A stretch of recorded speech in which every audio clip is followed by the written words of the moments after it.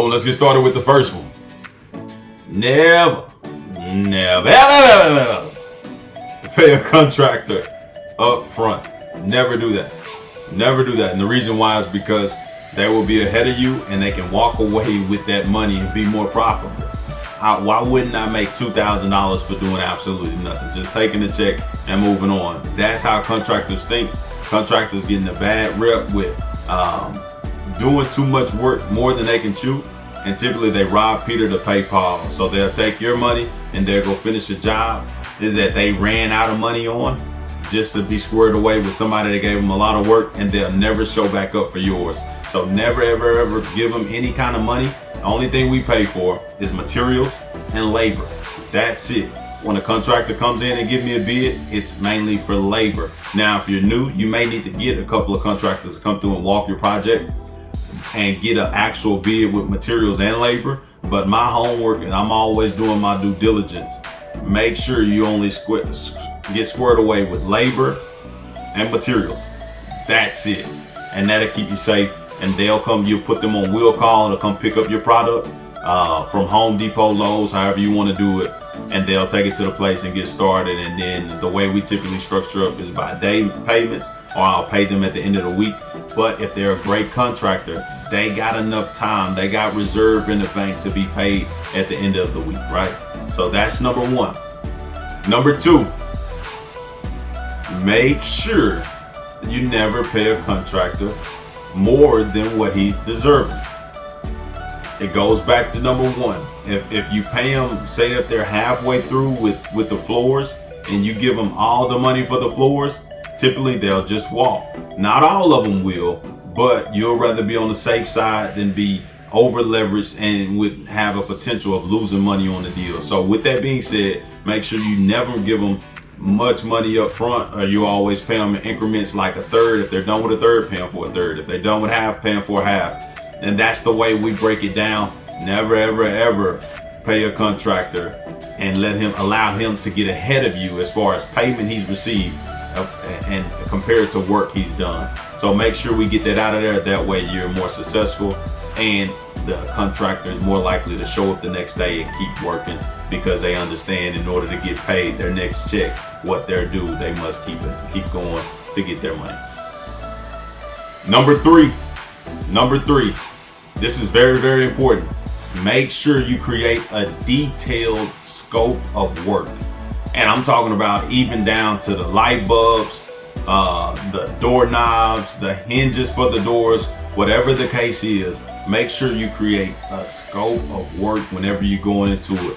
The more detailed you are, the less likely you are to go over budget. Trust me, I've been the guy that says done is better than perfect, and we walk in there with a budget and we blow the whole budget because we never had it detailed, line item by line item, exactly what the budget is.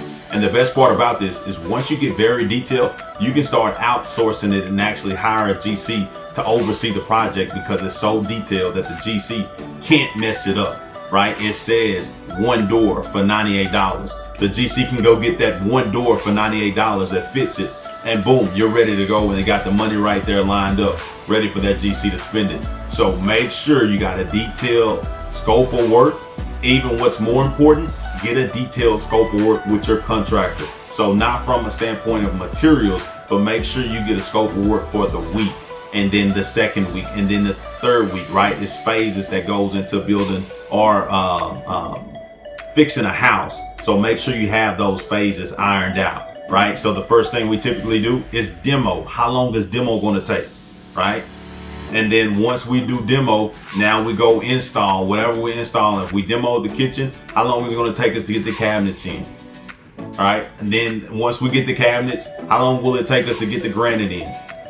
Then once we get the granite, how long is it going to take to do the tile flooring? Right? So it's just phases. Whatever phases you're looking at, make sure you have it all detailed and ironed out. And to be honest, I would definitely go tile flooring before I go. I would go painting before I do flooring. But that's just an example of moving in phases, and that way your contractor know what's expected of them. So both of you guys are on the same page, and you guys can move forward without any hiccups. And if there is any hiccups, you guys can iron it out, and it'll be a whole heck of a lot cleaner. But at least you guys have an expectation as far as what's next. the more detailed you are, I promise you, you're gonna save your butt 9 times out of 10. Okay, so number four is pretty good one. Never tell the contractor that you're keeping the property as a rental.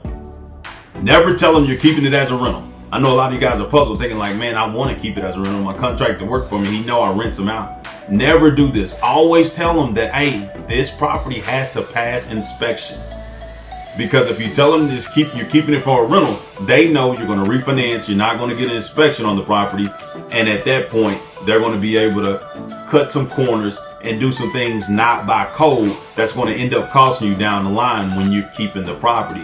But when you tell them, hey, we're selling it, we're going to put it on the market, now they understand that, well, this is going to be inspected by a third party. I got to make sure it meets code today. I can't just halfway do it and it don't meet code, right? We got to make sure it meets code. But the only way we're going to get to that standard, you got to enforce it up front.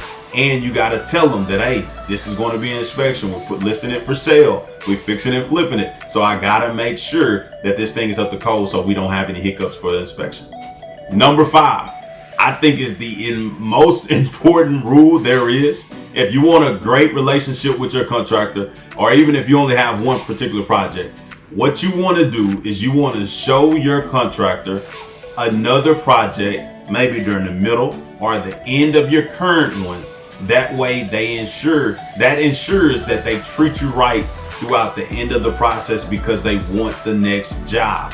So it's like dangling a carrot for them right in front of them. You want them to see that gold and be like, okay, their process is going to be like, okay, this person has more work for me. I don't have to go out and look for more work. Let me make sure I do everything from a painting standpoint that they want, everything from a floor standpoint. Let me make sure I make it crisp. That way I win the next job and keep on going until they stop, right?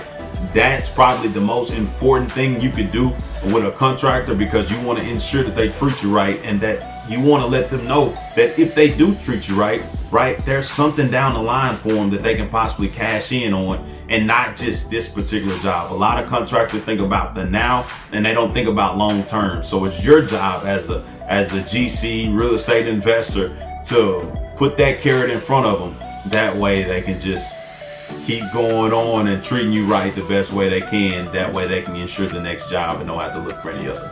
Boom. Thank you guys for watching a complete video.